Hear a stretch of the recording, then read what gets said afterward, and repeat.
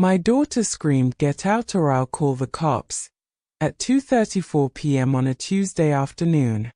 I was 67 years old, standing in the kitchen of the house I'd owned for 42 years, holding a dish towel. She thought I had nowhere to go. She thought I was trapped.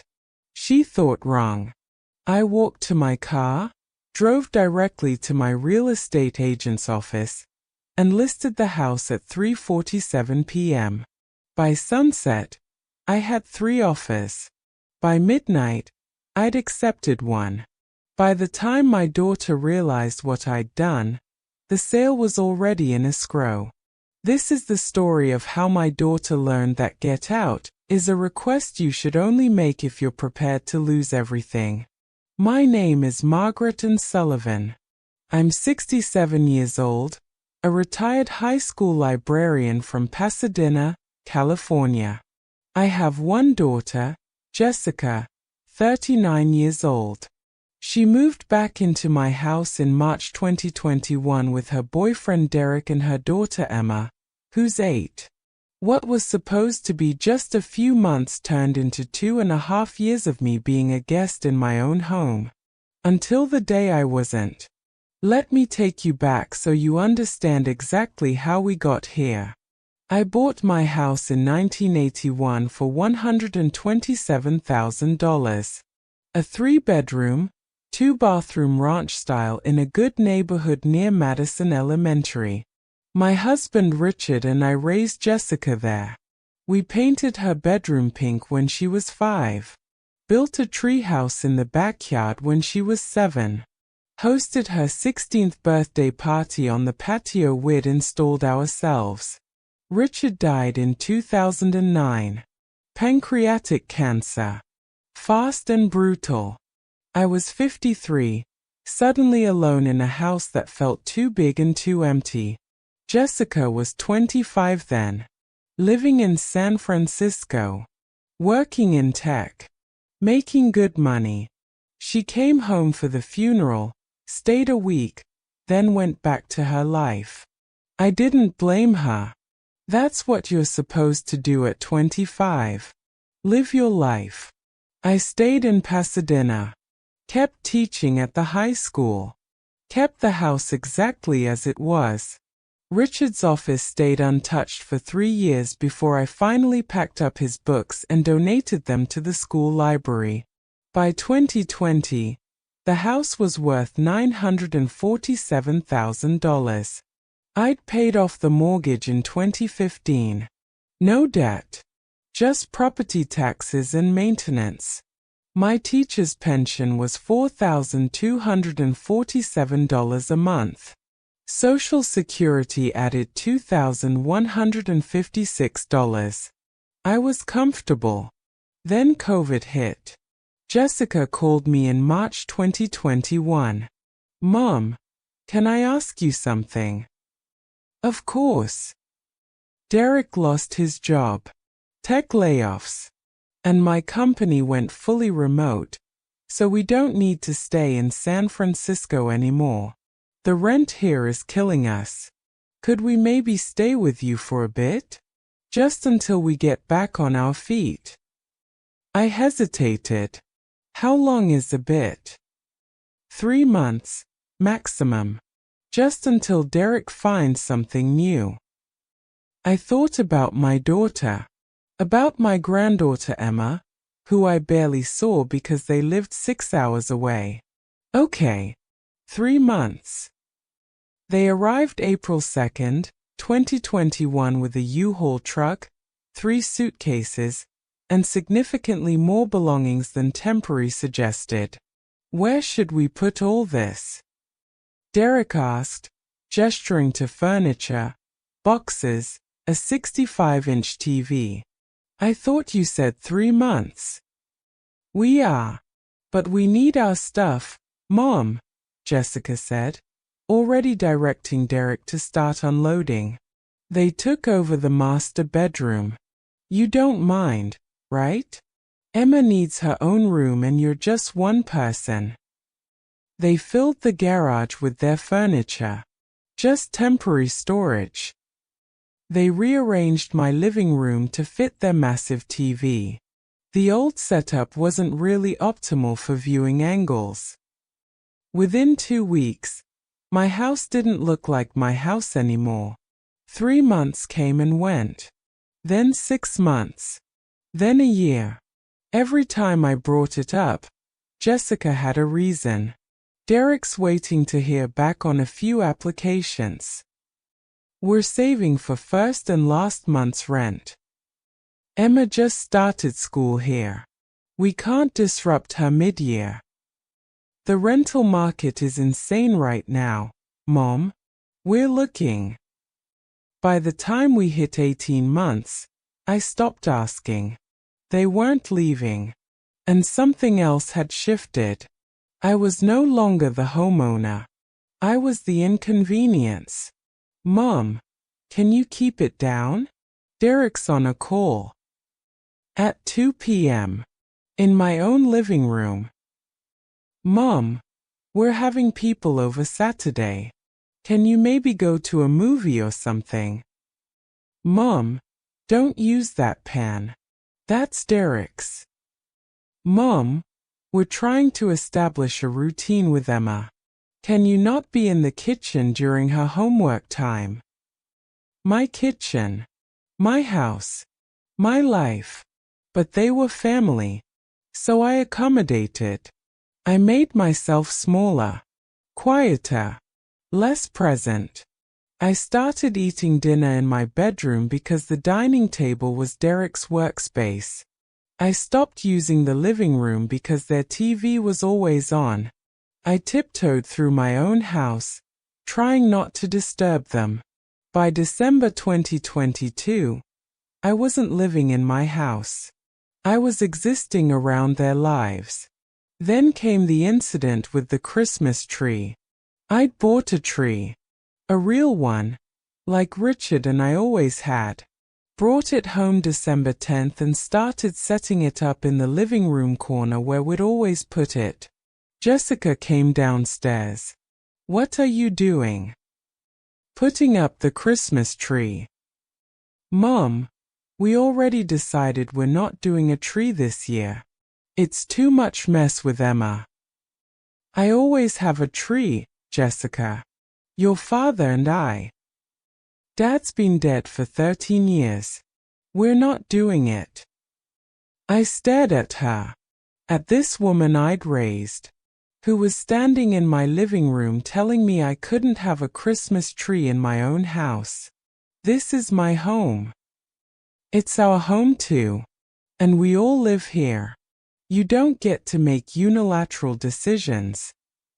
Unilateral? Jessica, you've been here for 20 months.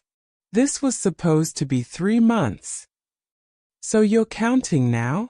That's nice, Mom. Real nice. You want us to leave? Say it. Tell your granddaughter you're kicking her out at Christmas. I returned the tree the next day. We didn't speak for a week. By January 2023, I'd started researching my options. Could I evict family? California law said yes, but it required formal notice. 30 to 60 days. And it would destroy what was left of our relationship. So I did nothing. Kept living small in my own house. Kept pretending everything was fine. Then came Tuesday, May 16th, 2023. The day everything broke. I was making lunch in the kitchen. Tuna salad. Nothing elaborate. Emma was at school. Derek was allegedly working in the dining room. Jessica was upstairs. I pulled a bowl from the cabinet, a Pyrex bowl I'd owned for 37 years, and heard Jessica's footsteps on the stairs. Mom, I need to talk to you. Okay. I started mixing the tuna. Derek and I have been discussing something. We think you should move into the guest room. I stopped stirring. What? The master bedroom. We need it. Our room isn't big enough for our stuff and Emma's getting older. She needs more space. The master is better suited for a family. Jessica, that's my bedroom. You're one person, Mom. We're 3 people. It just makes more sense. No. Her face hardened. No. That's my bedroom. The one your father and I shared for 28 years. I'm not giving it up. You're being unreasonable. I'm being unreasonable? Jessica, you've been here for 2 years. In my house. Rent-free. And now you want my bedroom too. We're not rent-free. We buy groceries. Occasionally. I still pay all the utilities, property taxes, insurance, maintenance. You pay for some groceries and act like you're contributing equally. So that's what this is about? Money. It's about respect, Jessica. I've let you take over my entire house. I've made myself invisible so you can be comfortable. And it's still not enough. Derek appeared from the dining room. Maybe everyone should calm down. Stay out of this, Derek. Don't talk to Derek like that, Jessica snapped. His family. He's your boyfriend. And this is my house. Actually, Derek said slowly, we've been here over 2 years. In California, that establishes tenancy. Legally, you can't just kick us out without proper notice. I stared at him. This man. Living in my house. Eating my food. Using my electricity. Now threatening me with tenant rights. Get out. Jessica's eyes went wide. What? Get out. Both of you. You've been here long enough. Mom, you can't. I can. This is my house. My name on the deed. My mortgage I paid off. Get out. You're seriously doing this? Over a bedroom? Over everything, Jessica. Over 2 years of being treated like a guest in my own home. Derek stepped forward. Margaret, you need to give us formal eviction notice. 60 days minimum. You can't legally. Get out of my house. Jessica grabbed her phone. Fine. You want to do this? I'll call the cops.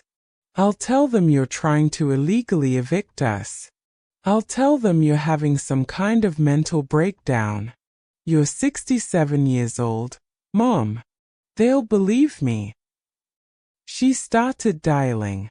Get out or I'll call the cops, she screamed at me. Me. In my own kitchen. Something inside me went perfectly still. Okay. Okay, what? Okay, you're right. I should leave. I set down the spoon. Walked to my bedroom. Grabbed my purse, my phone, my laptop, and my car keys. Walked past Jessica and Derek, who were standing there like they'd won something. Got in my car. Started the engine. And drove. Not aimlessly. Not to a hotel. Not to my sister's house. Directly to Westside Realty on Lake Avenue. My real estate agent, Patricia Chen, had been bugging me for years to let her list my house. Margaret, your neighborhood is exploding. People are buying sight unseen. I could get you $1.2 million, maybe more. I'd always said no. It was my home. Where would I go? But now? Now I knew exactly where I'd go. Anywhere but there. I walked into Patricia's office at 3:47 p.m. She looked up, surprised. Margaret. What a nice surprise. Coffee. I want to list my house. She blinked. What? My house. I want to sell it. Today. Now. How fast can we move? Patricia's professional instincts kicked in. Okay. Let me pull up comps. When were you thinking of listing? Today. Margaret, we need to prepare. Photos, staging, inspections. Patricia, I'm asking you to list my house today. As is. Can you do that or should I call someone else? She studied my face. Saw something there. Okay. Let's do it. But you need to tell me what's going on. My daughter told me to get out of my own house and threatened to call the cops on me. So I left. And now I'm selling it. Patricia's eyes widened.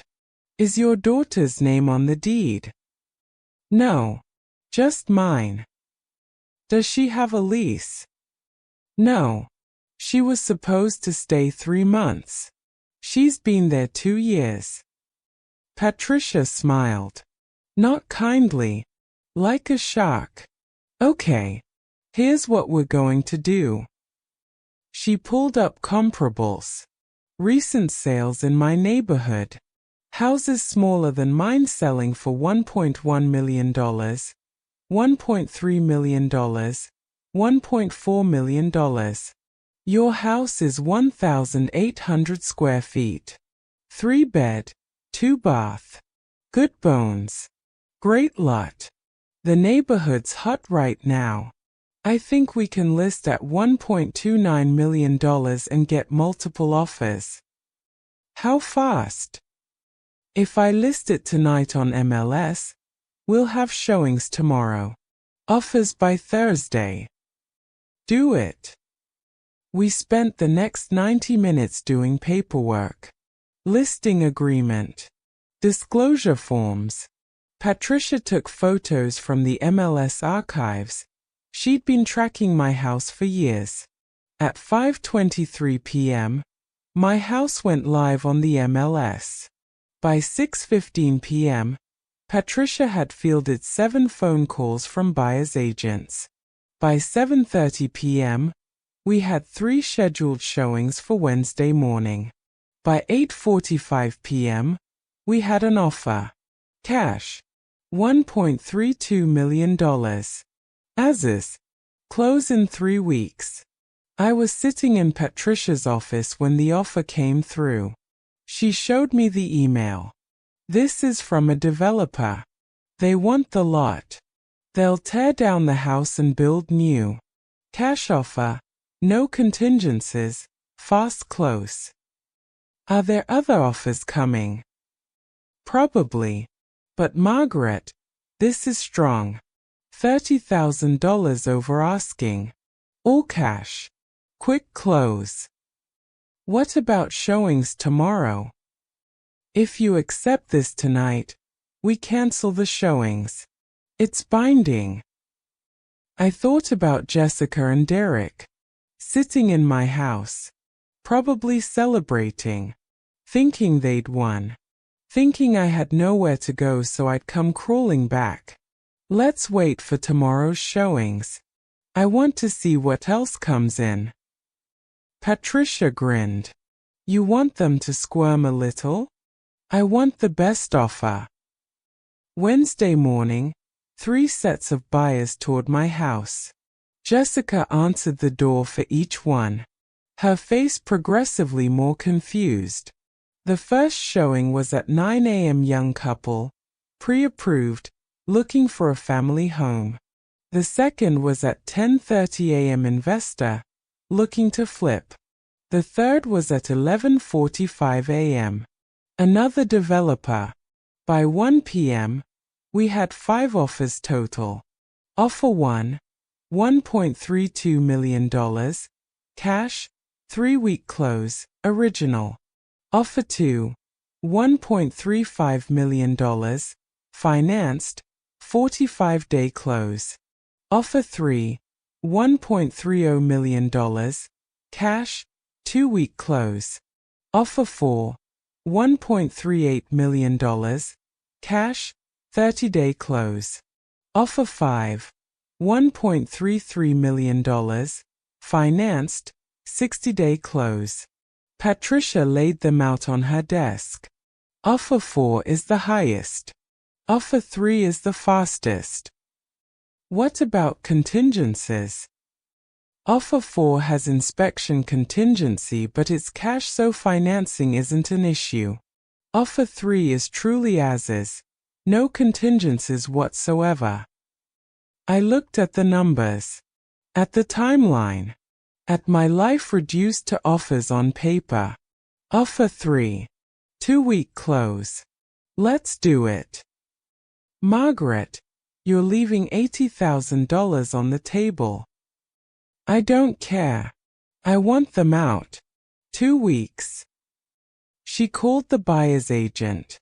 Accepted the offer at 1:47 p.m. on Wednesday, May 17, 2023. The contract was signed and in escrow by 4 p.m. I hadn't been back to the house. Hadn't called Jessica. Hadn't told her anything. I was staying at the Courtyard Marriott on South Arroyo Parkway. Room 316. Watching HGTV and waiting. Jessica called at 6:52 p.m. I let it ring. She called again at 7:14 p.m. Again at 7:45 p.m. At 8:03 p.m., she texted, "Mom, what's going on? People keep coming to the house. Are you showing the house?" I didn't respond.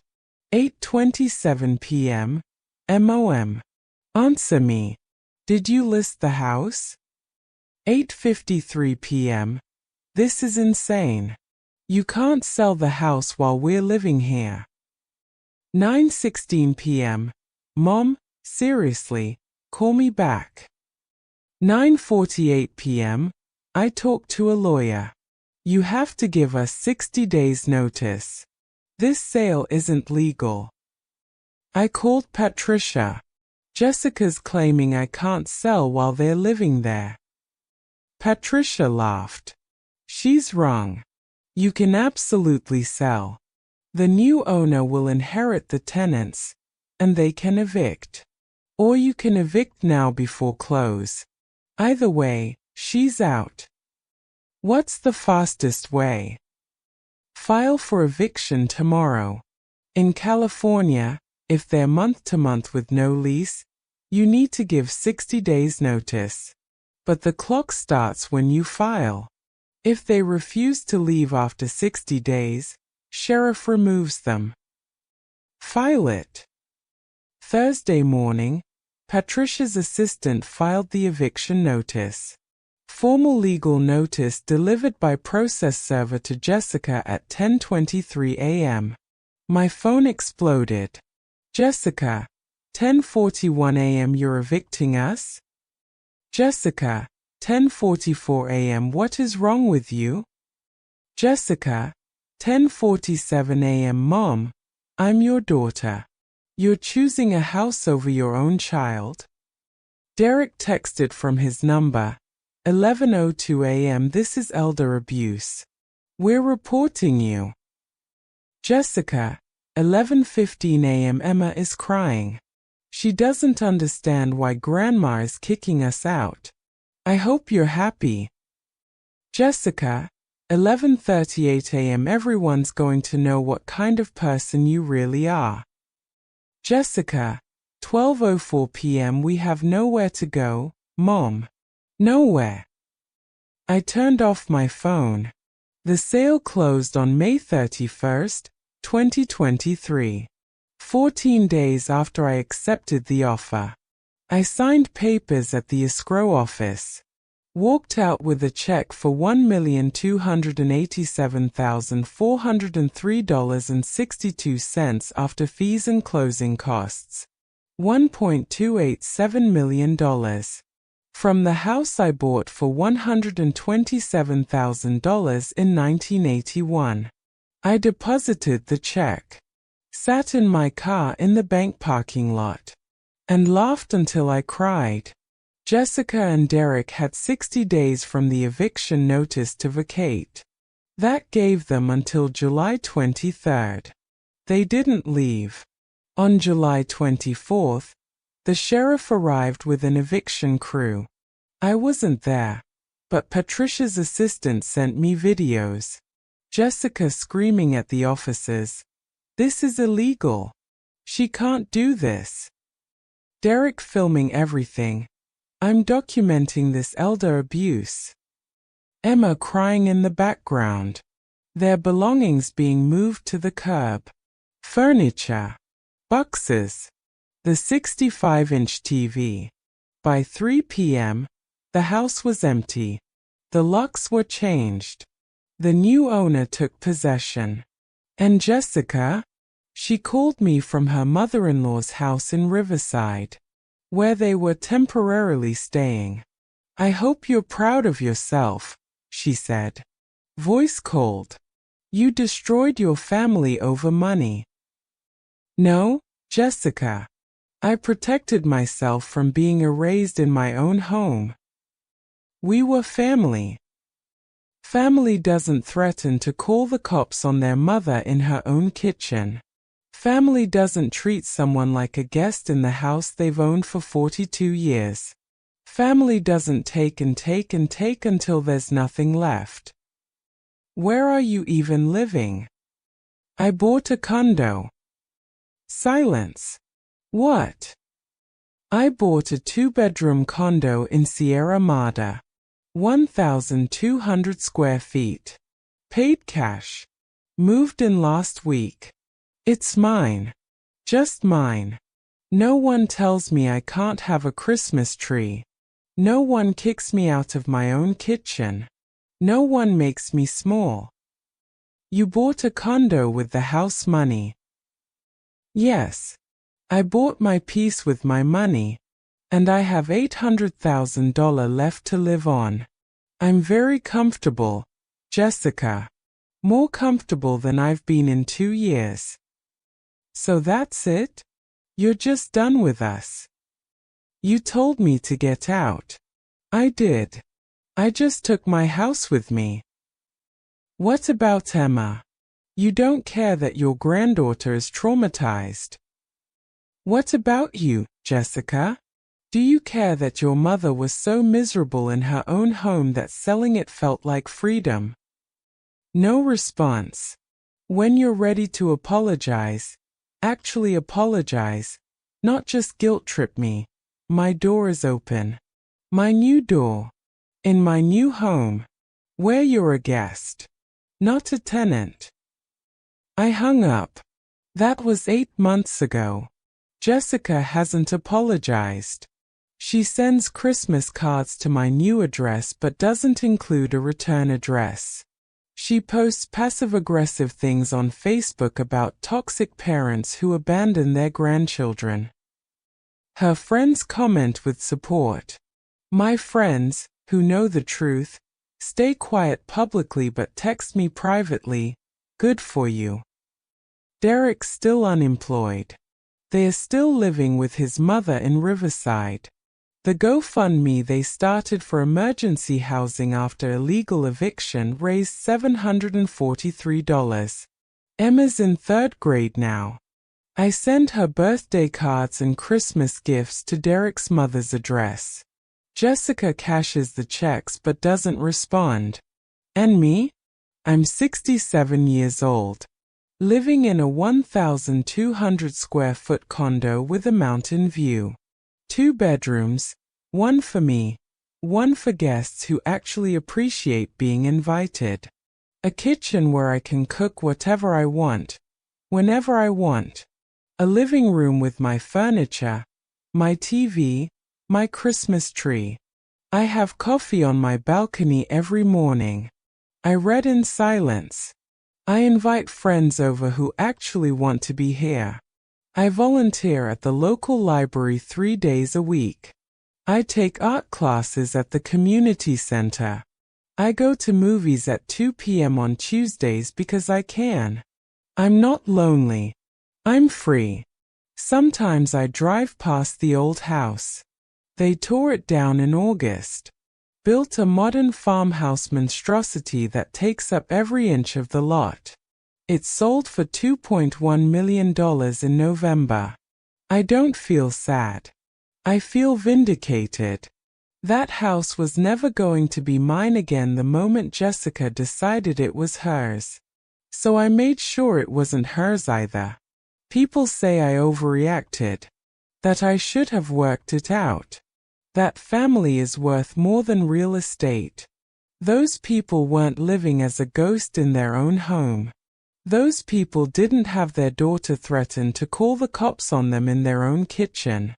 Those people weren't being erased by the person they gave life to. I didn't choose money over my daughter. I chose myself. And she can't forgive me for that. But I can live with it. In my condo, where I pay $436 a month in HOA fees and nobody tells me where I can and can't exist. Jessica wanted me out. She got her wish. She just didn't realize out meant I was taking everything with me. The house. The security. The power dynamic. All of it. Gone. She thought I had nowhere to go. She was wrong. I had somewhere better. If this story resonates with you, if you've ever been made to feel small in your own home, if you've ever had family take advantage of your generosity, if you've ever been threatened by someone who was supposed to love you, I need you to do 3 things right now. First, subscribe. These stories need to be told. The stories of parents who get pushed out, of people who reclaim their lives, of mothers who refuse to disappear. Hit that subscribe button so you never miss another story that might change how you see your own life. Second, comment below. Tell me where you're watching from. Tell me if you've ever had family overstay their welcome. Tell me if you think I was right or if I went too far. Your story matters. Your experience matters. Share it. Third, share this video. Because somewhere right now, there's a mother eating dinner in her bedroom so her adult children can use the dining room.